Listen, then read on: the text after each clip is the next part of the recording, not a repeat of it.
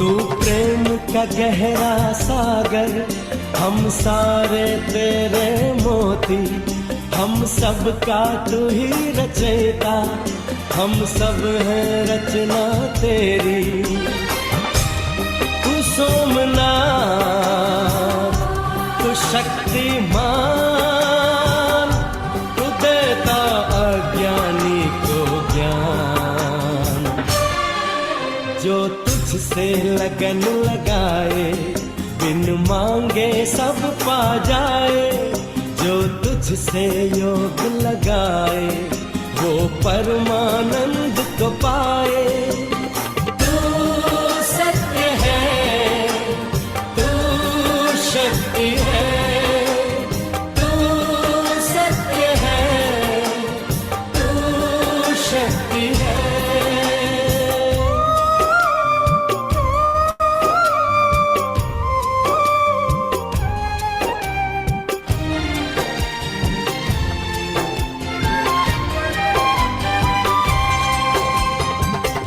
एकाग्रचित होके कोई जो एक पल तेरा ध्यान धरे, मिट जाए उसके कलेश, हो जाए इस दुनिया से परे।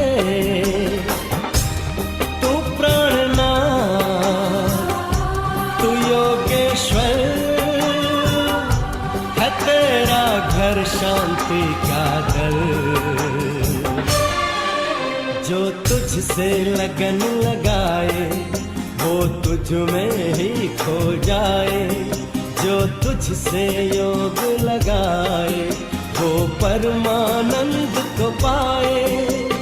तू सत्य है, तू शक्ति है, तू सत्य है, तू शक्ति है।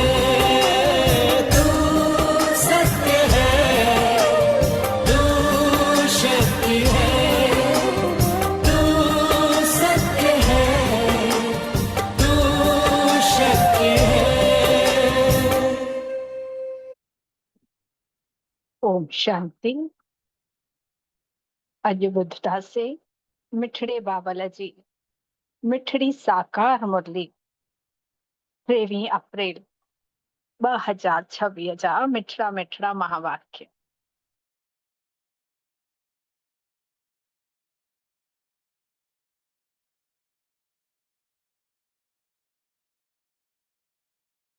दीदी म्यूट हो गया है आपका।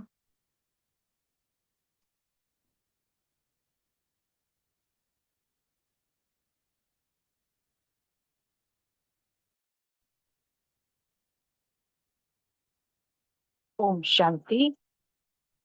अॼु ॿुधतासीं मिठड़े मिठड़े बाबल जी मिठड़ी साकार मुरली 23 अप्रैल 2026 जा मिठड़ा महावाक्य। जीअं कल जी मुरली में भी बाबा ने याद जे मथों जोर ॾिनई, त अॼु जी पूरी मुरली में भी बाबा याद जे ही लाइ चवनि था पिया। जेतिरो जेतिरो बाबा के याद कंदासीं, ओतिरो ओतिरो असांजी विघ्न ख़त्म थींदा वेंदा, परिस्थितियूं जेके अचनि थियूं उहे ख़त्म थींदियूं वेंदियूं। ॿुधतासीं मिठड़े बाबल जा महावाक्य।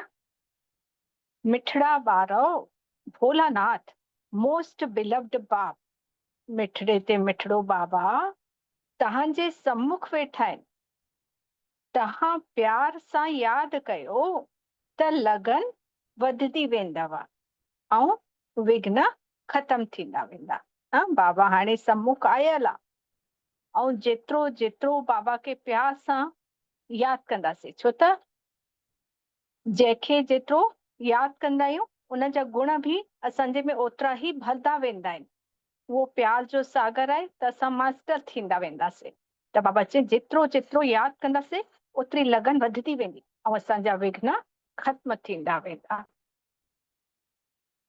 प्रश्न पुछनि था बाबा, ब्राह्मण ॿारनि के कहिड़ी अहिड़ी ॻाल्हि सदा यादि रहे त कॾहिं बि विकर्म न थींदा। विकर्म यानी बुरा कर्म, जॾहिं असां पंहिंजो पाण खे देह सम्झी करे कर्म कयूं था त उहे विकर्म कहलाईंदा आहिनि। त अहिड़ी कहिड़ी ॻाल्हि यादि रहे जो कॾहिं बि विकर्म न थींदा? त उत्तर में बाबा ॿुधाइनि था, जेके कर्म असां कंदासीं असांखे ॾिसी करे ॿिया बि कंदा, इहो यादि रहे त विकर्म कॾहिं न थींदो। न स्टेज ते जॾहिं कुझु नाटक हलंदो आहे या पिक्चर हलंदी आहे त केतिरो सतर्क थी करे रोल निभाईंदा आहिनि। न कोई भिखारी बि हूंदो, अगरि हुनखे राजा जो रोल मिलंदो त उहो पूरी तरह सां पंहिंजो जी जान लॻाए छॾंदो आहे राजा जे रोल खे निभाइण में। त उहो ई बाबा चवनि था कि हिते बि बाबा जो ॼण त कैमरो लॻल आहे असांजे मथां, त कोई बि कर्म अहिड़ो ग़लति न थिए। अगरि कोई लुकाए करे बि पाप कर्म करेनि था त धर्मराज को लुकी न सघंदा आहिनि। कोई आत्माऊं अपवित्र आहिनि, लेकिन पंहिंजो पाण खे पवित्र चई करे जॾहिं बाबा मिलन में वञनि थियूं पयूं, लिकाए करे कोई अहिड़ो ग़लति कर्म करेनि थियूं बाबा जी श्रीमत जे विरुद्ध, त छा थींदो आहे? उन्हनि जी बुद्धि बि पत्थर बुद्धि थींदी वेंदी आहे। त बाबा चवनि था यदि कोई लिकाए करे कर्म कंदो त फौरन उनजी सजा मिलंदी। अॻिते हली ॿियो बि मार्शल लॉ थी वेंदो।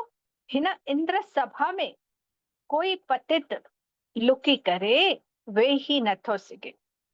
न कोई बि कूड़ ॻाल्हाए करे बाबा जे साम्हूं कूड़ न ॻाल्हाइणो आहे। बाबा चवनि था हमेशह बाबा सां सच ॻाल्हाइणो आहे। बाबा खे बि कहिड़ा ॿार पसंदि आहिनि? जेके साफ़ ऐं सचे दिलि वारा आहिनि, उहे ई बाबा जी दिलि ते वेहींदा। गीत आहे, भोलेनाथ को निरालो कोई नहीं, बिगड़ी के ठाहिण वारो भी कोई कान्हे। ओम शांति। मिठड़े मिठड़ा रूहानी ॿार ॼाणनि था कि हाणे रूहानी बाबा असांखे हिन सृष्टि जे आदि मध्य अंत जो ज्ञान ॿुधाए रहिया आहिनि।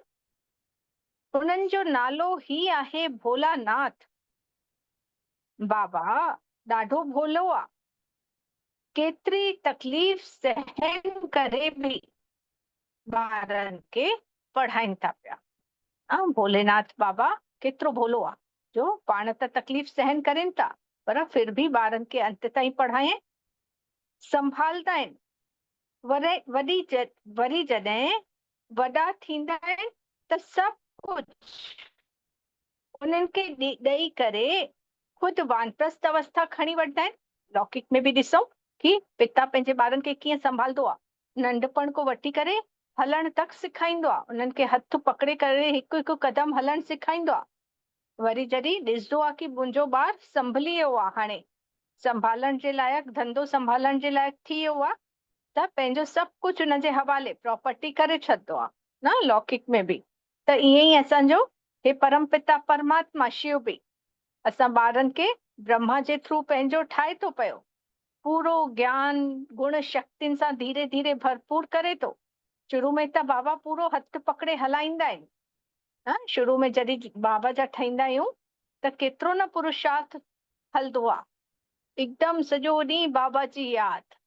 ऐं जॾहिं वरी बाबा ॾिसंदा आहिनि कि ॿारु हाणे पंहिंजो पाण हलण लॻे थो पियो, सिखी वियो आहे, पुरुषार्थ करे थो, पोइ धीरे धीरे बाबा हथ छॾे करे पूरी प्रॉपर्टी जो मालिक वरसो ॾेई था छॾनि पिया। सम्झंदा आहिनि कि असां ने फर्ज़ अदाई पूरी कईसीं, हाणे ॿार ॼाणे। त बाबा भोलो आहे न, इहो बि हाणे तव्हांखे बाबा सम्झाइनि था, छो त ख़ुदि बाबा भोलानाथ आहिनि। त हद जे बाबा जे लाइ बि सम्झाइनि था कि उहे केतिरा भोलो आहे। उहे त थिया हद जा भोला, न हद जा पिता बि भोला। इहो त फिर भी आहे बेहद जो भोलानाथ पिता।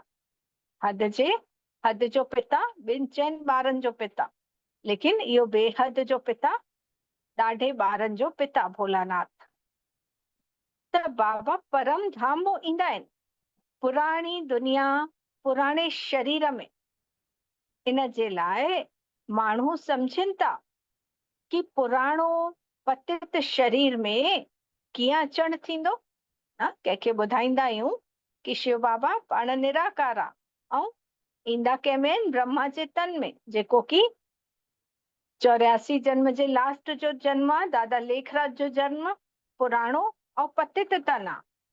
त उन्हनि खे सम्झ में न ईंदी आहे जल्दी सां ॻाल्हि, त बाबा चवनि था न सम्झण जे कारण पावन शरीर वाले श्री कृष्ण जो नालो विझी छॾियो अथनि। न सम्झण जे कारण ही श्री कृष्ण खे भगवान मञी वेठा आहिनि। इहा ही गीता वेद शास्त्र आदि फिर भी ठहींदा। ॾिसो शिव बाबा केतिरो भोलो आहे, ईंदा बि आहिनि तो बि भासना अहिड़ी ॾियनि था जीअं कि बाबा हिते ही वेठो आहे। जॾहिं ब्रह्मा जे तन में शिव बाबा ईंदा आहिनि या गुलजार दादी जे तन में शिव बाबा ईंदा आहिनि, त कीअं दादी जी आवाज़ थी मटिजी वञे, कीअं सभिनि खे निश्चय थी वेंदो आहे कि हा जेकी बि मुरली हले थी उहा बाबा जे मुख सां ही हले थी पई। ईअं लॻंदो आहे जीअं बाबा ही हिते वेठा आहिनि। त इहो बि साकार बाबा बि भोलो आहे न, साकार बाबा ब्रह्मा बाबा।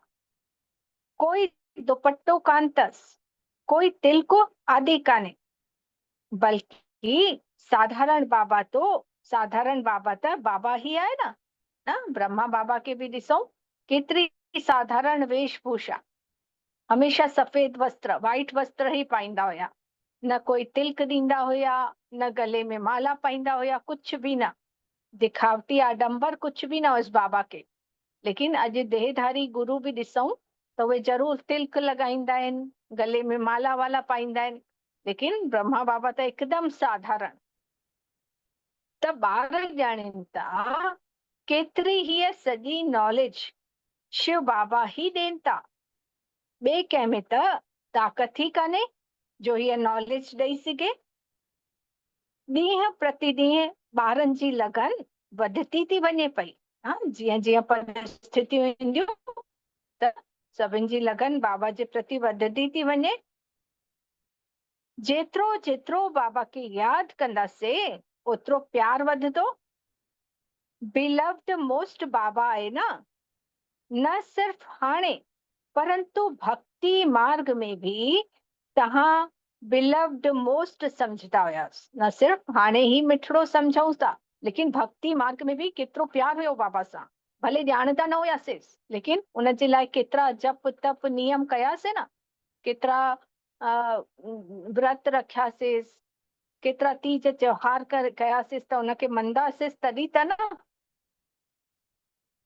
त चईंदा आहिनि बाबा जॾहिं तव्हां ईंदव त ॿियनि सभिनि खे छॾे करे हिकु तव्हां सां ही प्यार कंदासीं।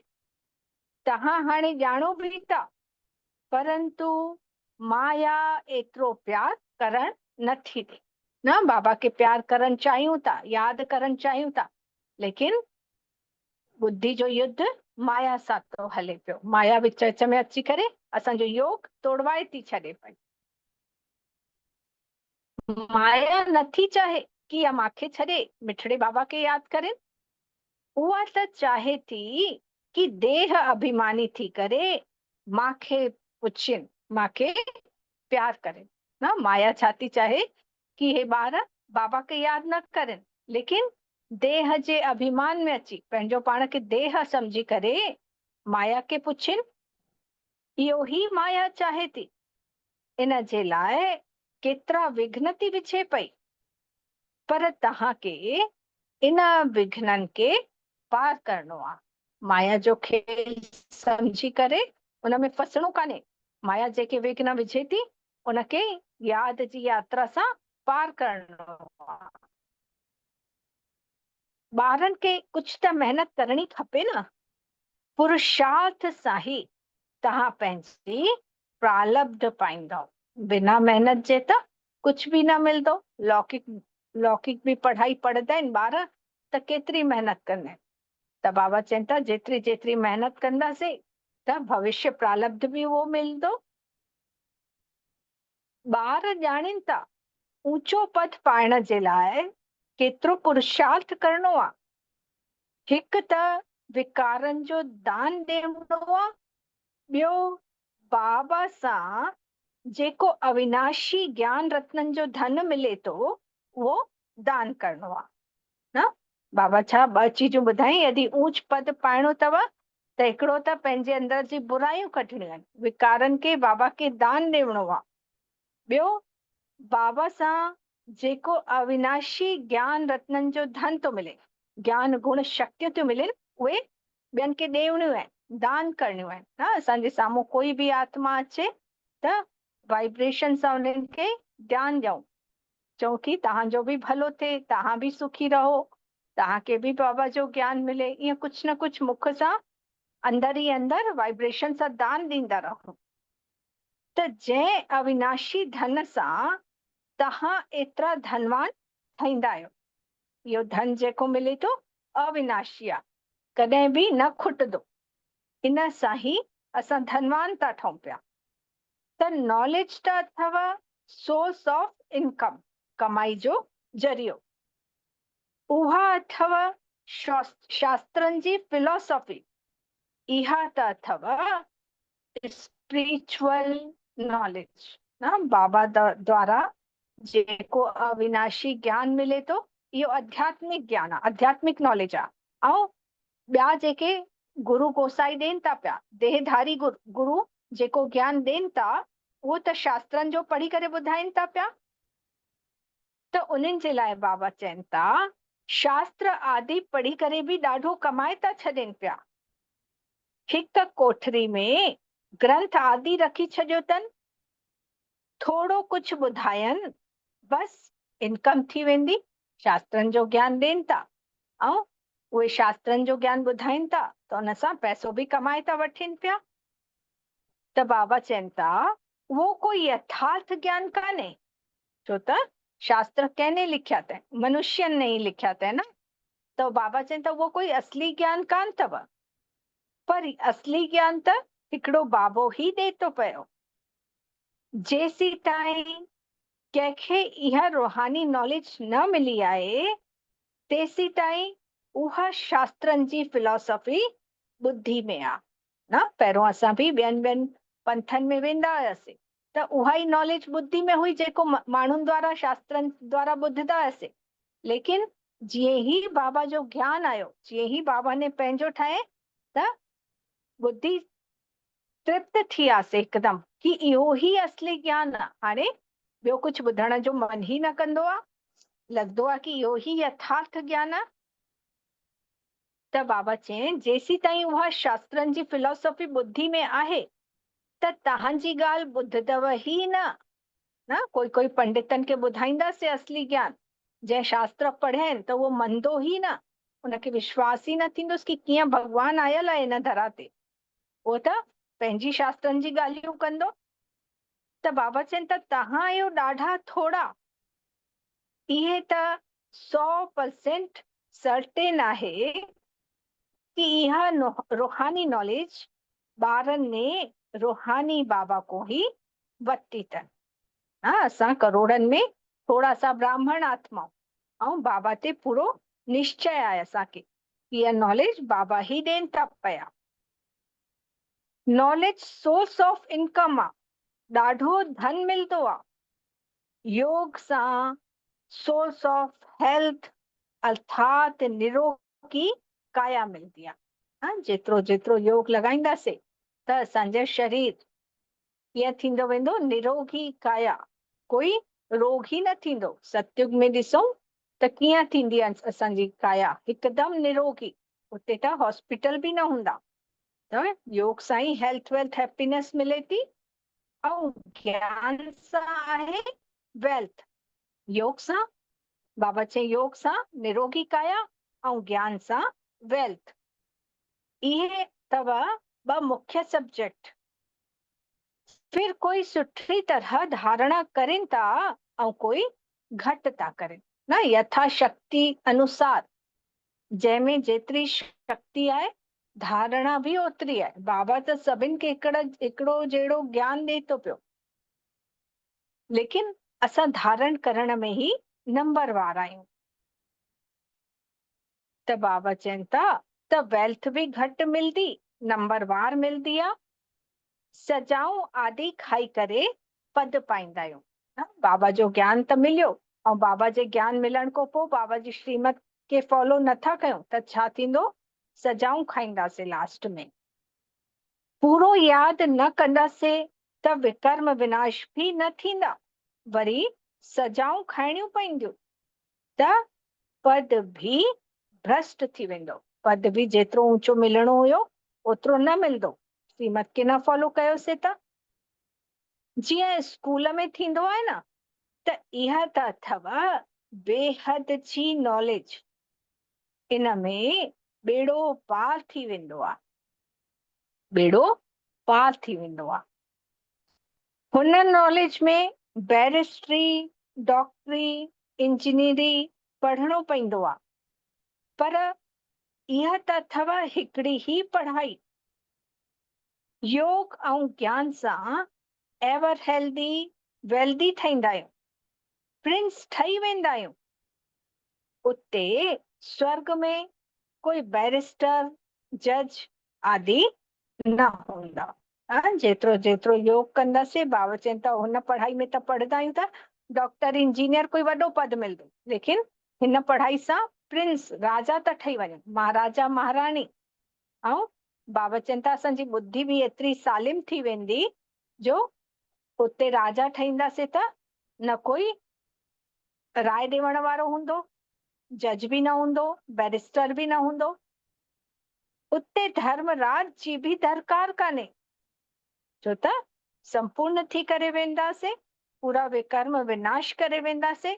इन जे लाइ धर्मराज जी भी दरकार कान्हे। न गर्भ जेल में सजा, न धर्मराजपुरी जी सजा मिलंदी। बाबा सतयुग जी ॻाल्हियूं ॿुधाइनि था।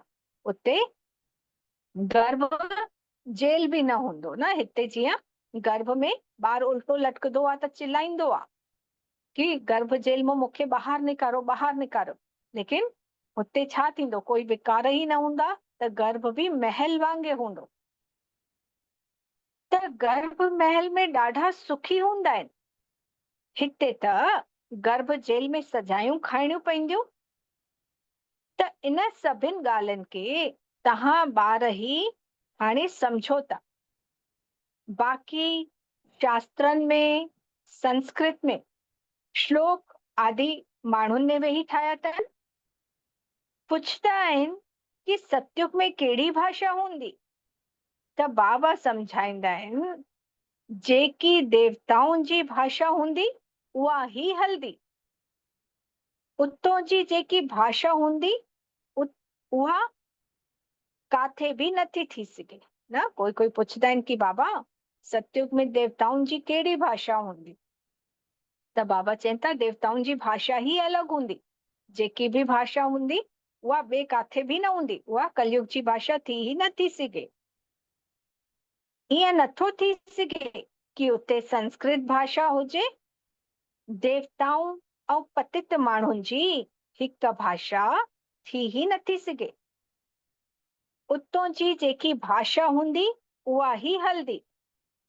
त इहो पुछण जो रास्तो कान्हे, इहो पुछण जो हूंदो ही कान्हे न। बाबा चवनि था विस्तार में न वञो, भाषा वाषा कहिड़ी हूंदी इहो सभु पुछण जो कोई मतलब ही कान्हे। पहिरियों बाबा को त वरसो वठी वठो। जेको कल्प पहिरियों थियो हूंदव उहो ही थींदव। पहिरियों वरसो वठो, ॿी कोई ॻाल्हि पुछो ही न। अच्छा 84 जन्म कान्हनि, 80 आहिनि, 82 आहिनि, इन ॻाल्हियुनि खे तव्हां छॾे छॾियो न। कोई कोई विस्तार में वेंदा आहिनि कि कंहिंजा केतिरा जन्म आहिनि, उहे सभु पुछण लॻंदा आहिनि। त बाबा चवनि था उन्हनि खे भी छॾे छॾियो। बस बाबा त चवनि था अल्फ के यादि कयो, बाबा खे यादि कयो त स्वर्ग जी बादशाही पंहिंजो पाण ही मिली वेंदव। ॾाढा दफ़ा तव्हां स्वर्ग जी बादशाही वरिती अथव। चढ़ाई को लहिणो भी त आहे न। हाणे चढ़ाई चढ़ूं था ऐं जॾहिं सतयुग में पहुची वेंदासीं पोइ असांजी धीरे धीरे उतरती कला लहाई थींदी वेंदी। न जीअं लौकिक में बि ॾिसूं त सीढ़ियूं चढ़ंदा आहियूं त महिनत लॻंदी आहे न। हाणे जीअं सीढ़ियूं चढ़ूं था त चढ़ण में पुरुषार्थ में महिनत आहे, ऐं जॾहिं मथे पहुची वेंदासीं पोइ सीढ़ियूं लहण में कोई दिक़त न। उहे ई सत्य को जॾहिं लहींदासीं त पंहिंजे पाण ई लहींदा वेंदासीं, कोई महिनत कान्हे। त हाणे ई तव्हां मास्टर ज्ञान सागर, मास्टर सुख जा सागर ठहो था। तव्हां पुरुषार्थी आहियो। बाबा त कंप्लीट आहे न। असां सभु ॿार पुरुषार्थ में लॻल आहियूं, लेकिन बाबा कंप्लीट आहे। त बाबा में जेकी नॉलेज आहे उहा ॿारनि में बि आहे, परंतु तव्हांखे सागर न चईंदासीं। हाँ, बाबा हर शइ जो सागर आहे, उन जे में सभु चीज अथाह आहे, लेकिन असां ॿारनि खे सागर न चईंदासीं, मास्टर ठहूं था पिया न अञा। त सागर त हिकिड़ो ई हूंदो आहे न, उन जा ॾाढा नाला रखी छॾिया अथनि। बाक़ी तव्हां आहियो ज्ञान सागर को निकिरी हुई नदियूं। असां छा आहियूं? नदियूं आहियूं।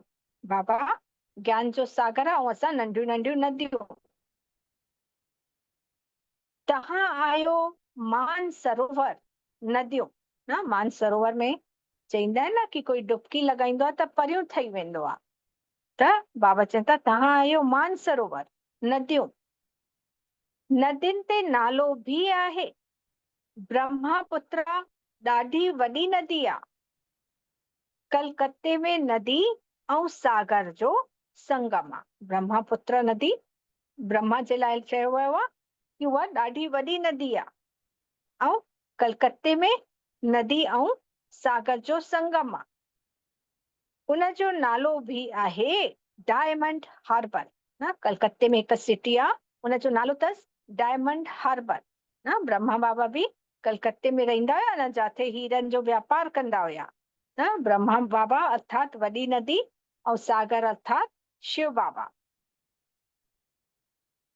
तव्हां ब्रह्मा मुख वंशावली हीरे वांगुरु ठहो था पिया। त वॾो भारी मेलो लॻंदो आहे। हाणे ॿारनि ऐं बाबा जो मिलन आहे त मेलो आहे। त बाबा बि हिन ब्रह्मा तन में अची करे ॿारनि सां मिलनि था पिया। इहे सभु ॻाल्हियूं सम्झण जूं आहिनि। फिर भी बाबा चवनि था मन मना भव, दिल सां बाबा खे यादि कयो। बाबा खे यादि कंदा रहो। उहो ई मोस्ट बिलव्ड सभिनि संबंधनि जी सैक्रीन आहे। सैक्रीन शक्कर को बि मिठो हूंदो आहे, त असांजो मिठड़ो बाबा बि मिठे को मिठो, मोस्ट बिलव्ड प्यारे को प्यारो आहे। उन सां ई हर संबंध जोड़े था सघूं पिया। ॿिया सभु संबंध त आहिनि विकारी, देह जा संबंध आहिनि विकारी, उन्हनि को दुख ई मिलंदो आहे।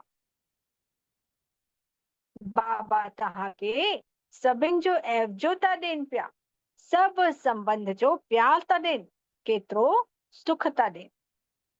ॿियो कोई एतिरो सुख नथो ॾेई सघे न। कोई बि देहधारियुनि जो प्यार छाजो हूंदो आहे? स्वार्थ जो प्यार हूंदो आहे।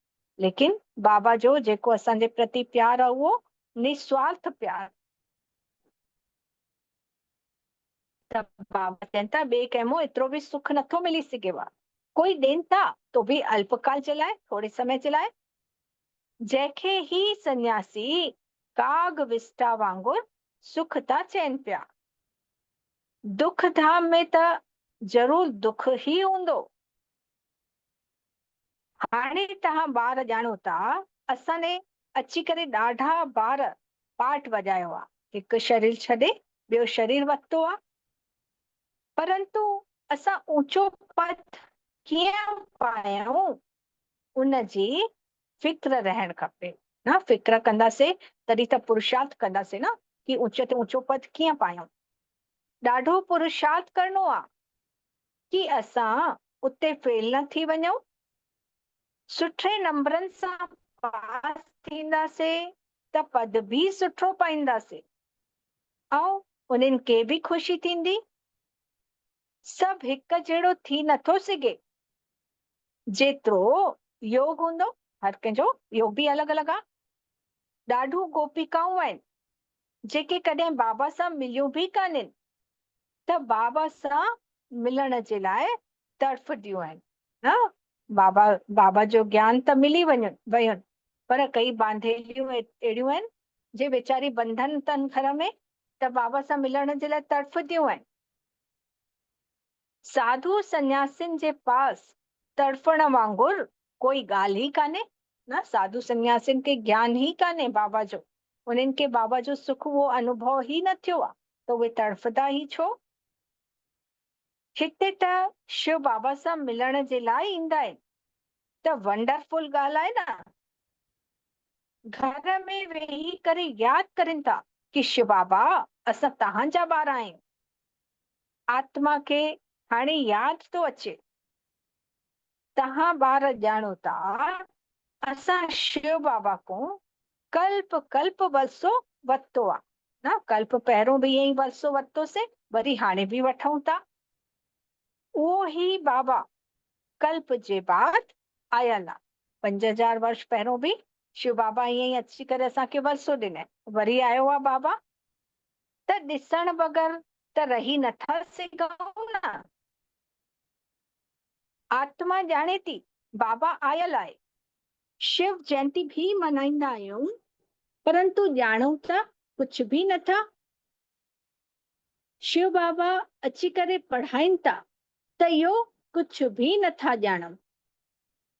नाम मात्र शिव जयंती मनायूं था न। जीअं ॿियूं जयंती मनाईंदा आहियूं, त बाबा चवनि था उअं ई शिव जयंती बि मनायूं था। छो त उन्हनि खे पतो ई कान्हे कि शिव बाबा अची करे छा कयनि। अॼुकल्ह त सरकारी छुट्टी बि नथा करनि, हाणे कॾहिं कॾहिं ॾींदा आहिनि, लेकिन कॾहिं कॾहिं न बि ॾींदा आहिनि सरकारी छुट्टी। त वरसो जंहिं ॾिनई उनजो कुछ महत्व ई कान्हे। उन शिव बाबा खे ई भुली विया जंहिंने एतिरो स्वर्ग जी बादशाही ॾिनई असांखे। उनजो नालो बाला करे छॾियनि। ख़ासि भारत खे अची करे स्वर्ग ठाहियो अथई। बाक़ी सभिनि खे मुक्ति था ॾियनि पिया। चाहींदा बि सभु आहिनि।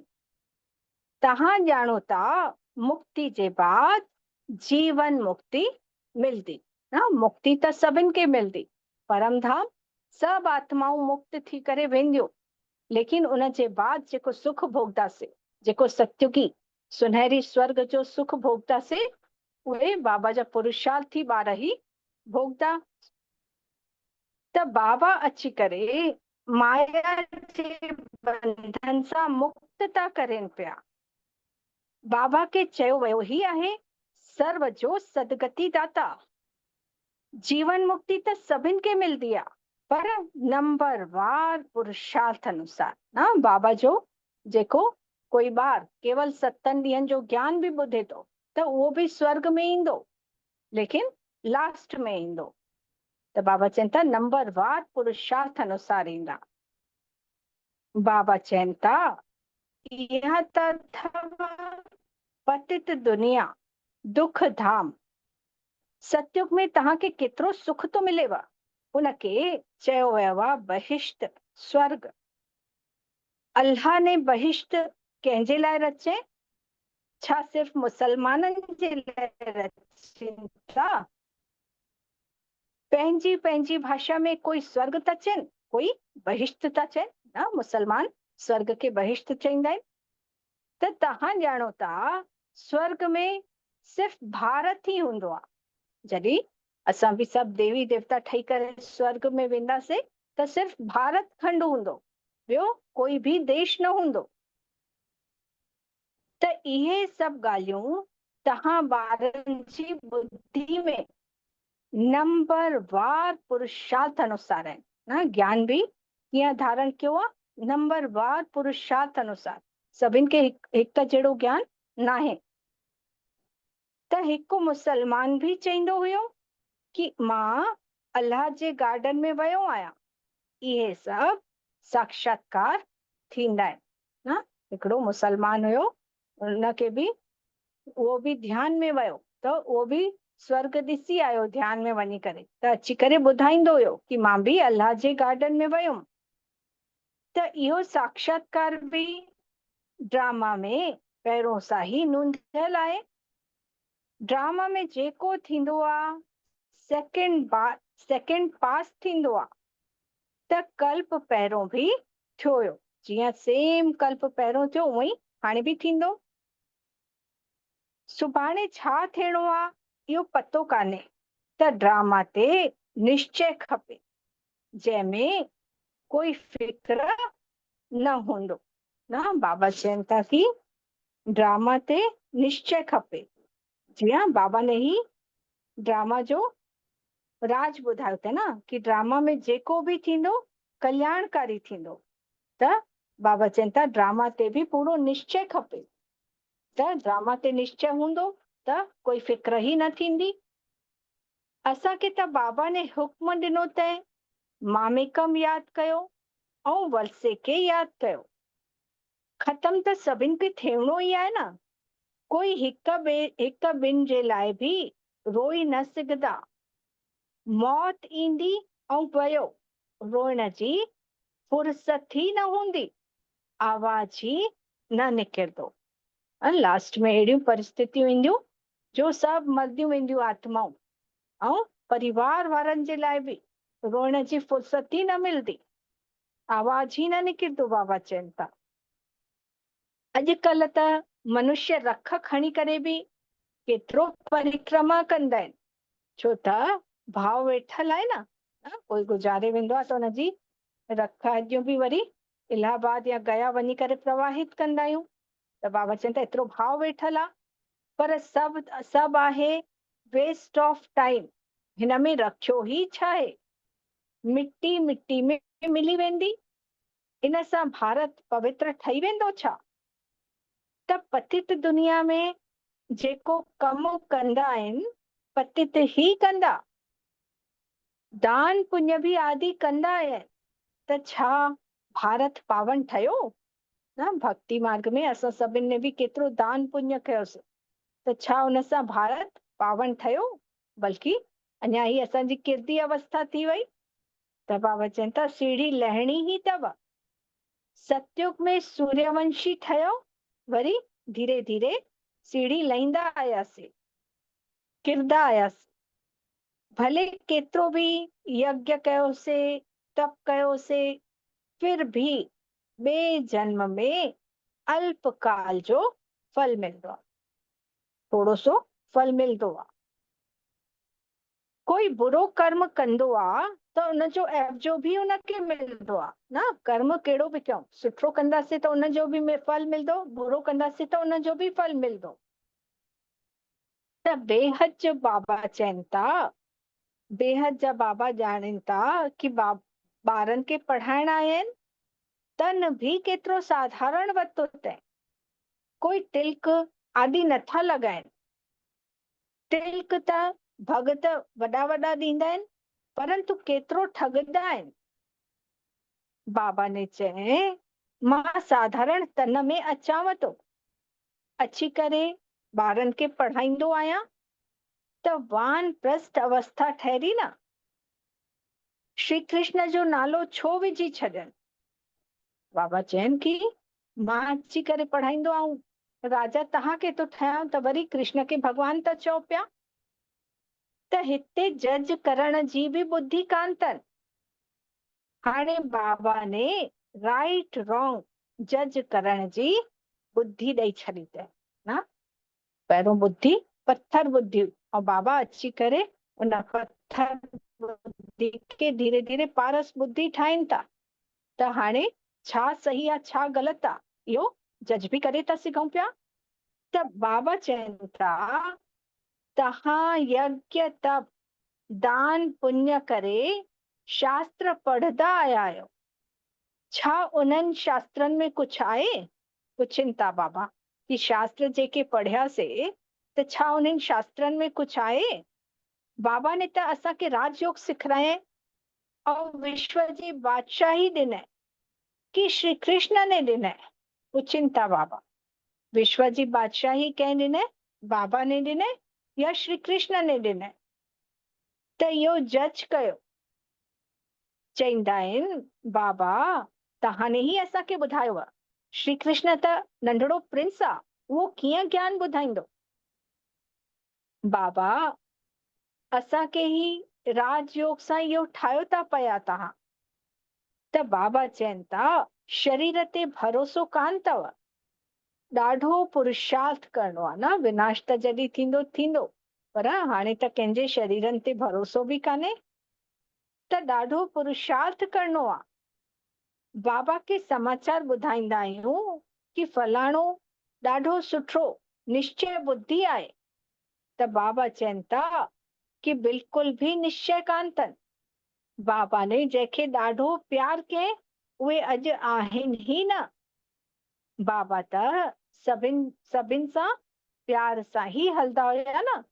बाबा जे यज्ञ में जंहिंखे बाबा एतिरो प्यार कंदा हुया, बाबा जंहिं ॿारनि खे बाबा जे मथां ॾाढो निश्चय हुयो, उहे बि ॿार बाबा खे छॾे हली विया। त बाबा चवनि था कि जंहिंखे प्यार कयो उहो बि अॼु कान्हे।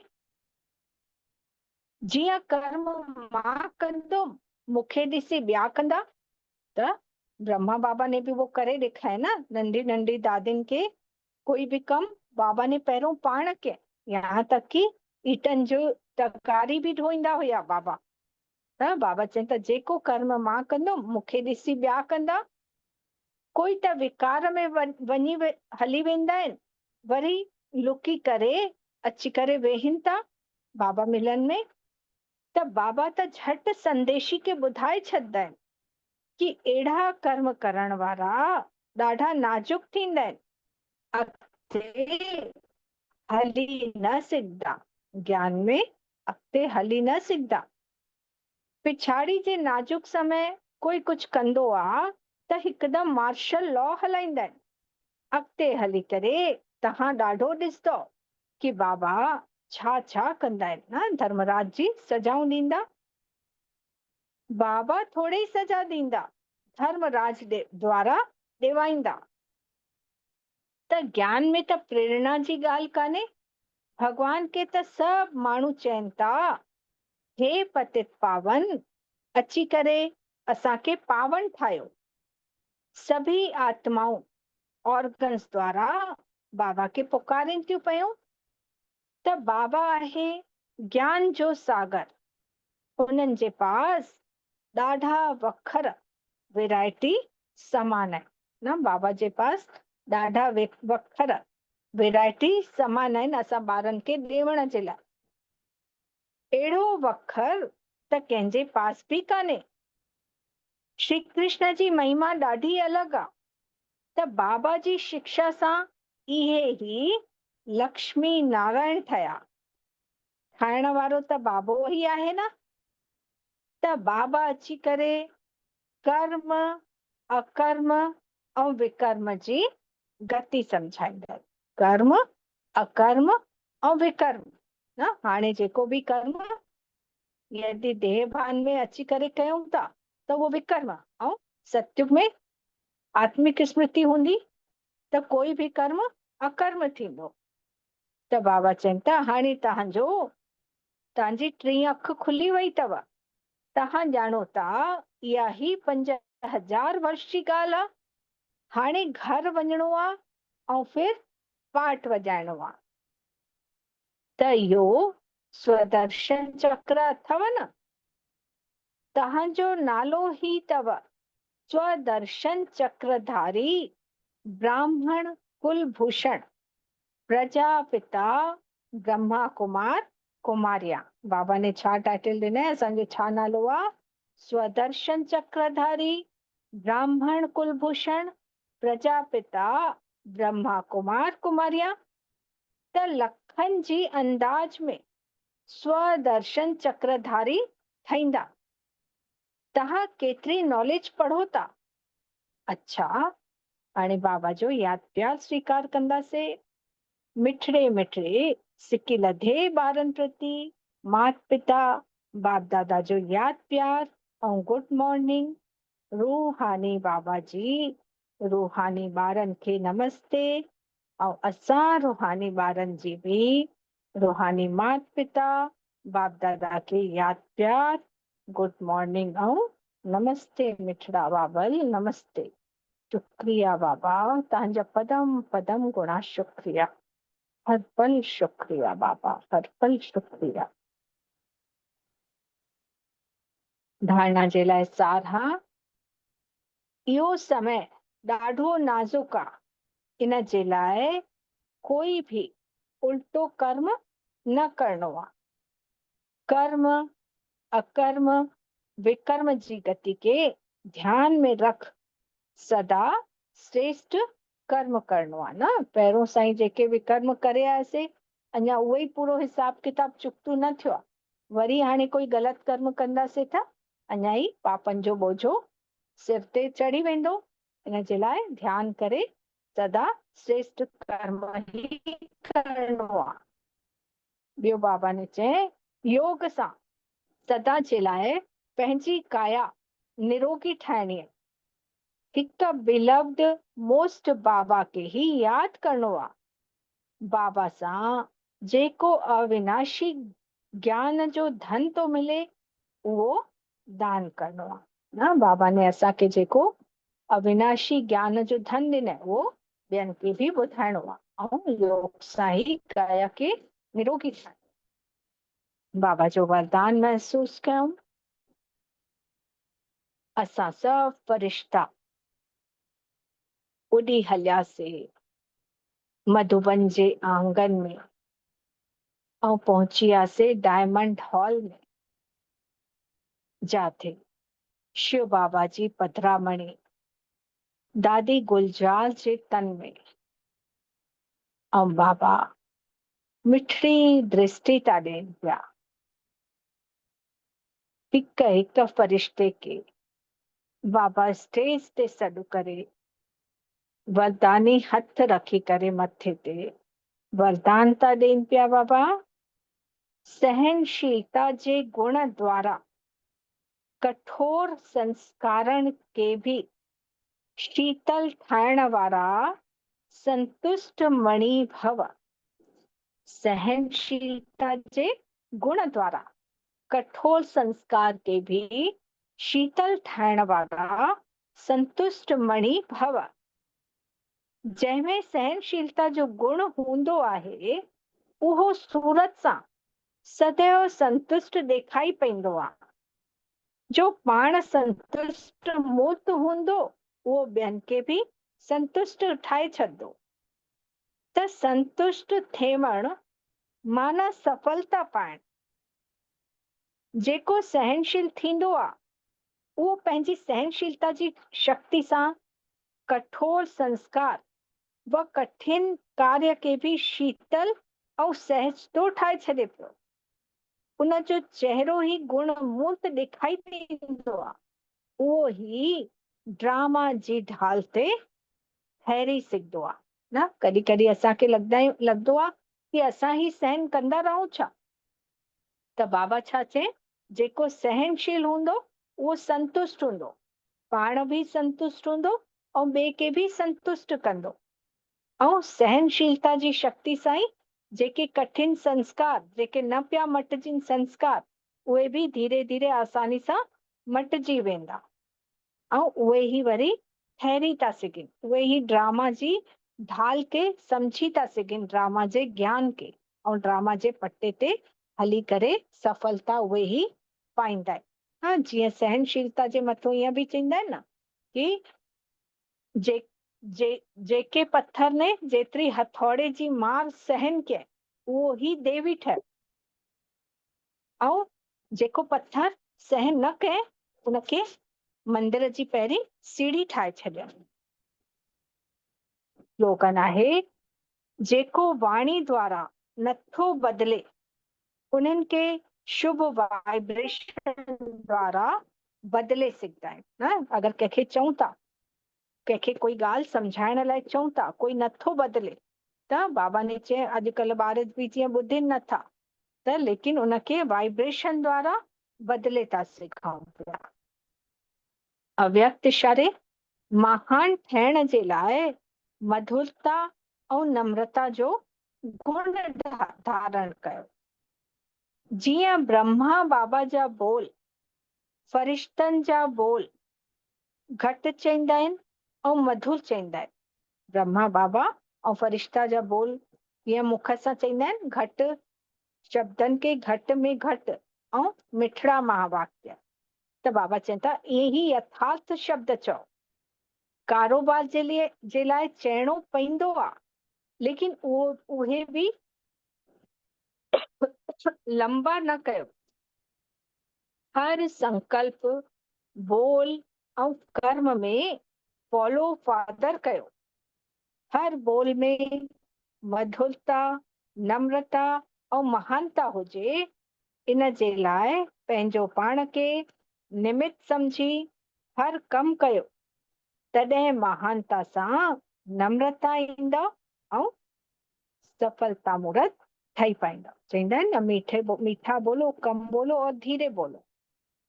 त बाबा चवनि था भले कारोबार में बि कुझु कमु कयूं था या माताऊं जेको बि घर जो कमु करनि थियूं, त चइणो त पवंदो आहे, लेकिन जाथे 10 शब्द चइणा आहिनि त उते 10 जी बजाय 2 शब्दनि में ई कमु हलायूं न, त असांजी उहा बि शक्ति जी बचत थींदी न। ऐं हर बोल में मधुरता हुजे, नम्रता हुजे ऐं महानता हुजे। अच्छा, ओम शांति। बाबा खे याद कयूं, वेही रहो।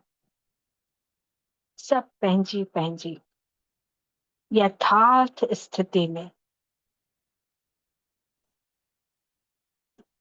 5-6 फुट जे शरीर के छॾे छॾियो। बस उन में स्थित नंढड़ी सी बिंदु रूप आत्मा में स्थित थी वञो। शक्तिशाली आत्मा, दैवी गुणन सां भरपूर मां आत्मा, दैवी कुलवारी मां आत्मा, भिन्न भिन्न स्वमानन सां पंहिंजो पाण खे सजाईंदा वञो। शिव बाबा बि कीअं असां आत्माउनि जो श्रृंगार करे रहिया आहिनि, ज्ञान सां, गुणन सां, शक्तियुनि सां। अहिड़ो अविनाशी धन शिव बाबा जे अलावा त कोई ॾेई बि नथो सघे। एतिरो निरअहंकारी शिव बाबा जो असां ॿारनि खे पाण वांगुरु ठाहिनि था ऐं ज्ञान सां गॾु कीअं कीअं अॻिते हलण जी बि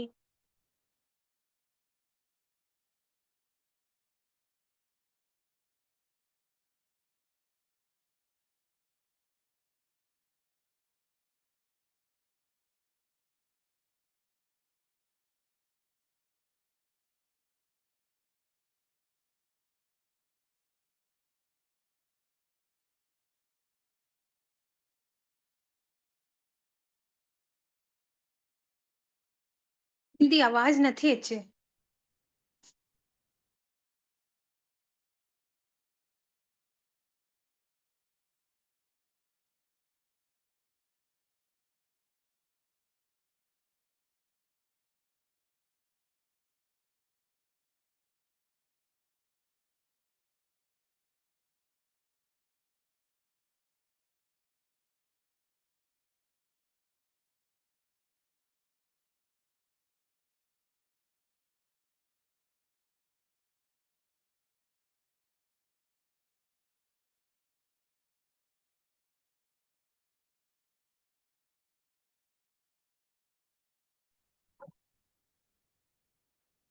फरिश्ता स्वरूप स्थिति में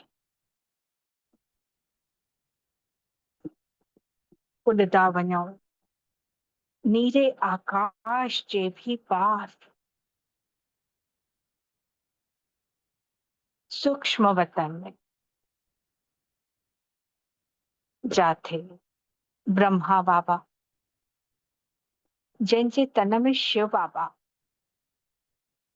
कीअं अची करे बाबा शिक्षक ठही करे, टीचर ठही करे असांखे पढ़ाइनि था पिया। सॼो आदि मध्य अंत जो ज्ञान, मुक्ति जीवन मुक्ति जो ज्ञान था ॾियनि पिया बाबा। बाबा ही सभिनि जी सदगति करण वारो आहे। बाबा ॿारनि जे मथड़े ते हथ रखी करे कीअं रोज नए नए वरदाननि सां भरपूर था करनि पिया। सहनशीलता जो गुण भी बाबा ही भरनि था पिया। सहनशीलता जे गुण सां संतुष्टता जो गुण भी ईंदो थो वञे पियो। त कीअं पंहिंजो पाण खे संतुष्ट करे ॿियनि खे भी संतुष्ट था करे सघूं पिया।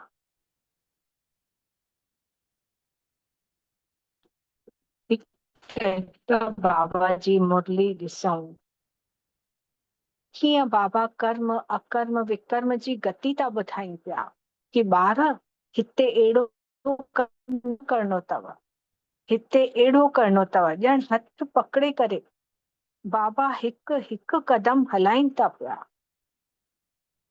श्रेष्ठ को भी श्रेष्ठ कर्म सिखलाइनि था पिया, जैसा अविनाशी राज्य भाग्य भोगदासीं। कीअं हिक हिक ॿार खे हथ पकड़े पकड़े जाथे ग़लत कर्म करूं था उते समझाणी था ॾियनि पिया।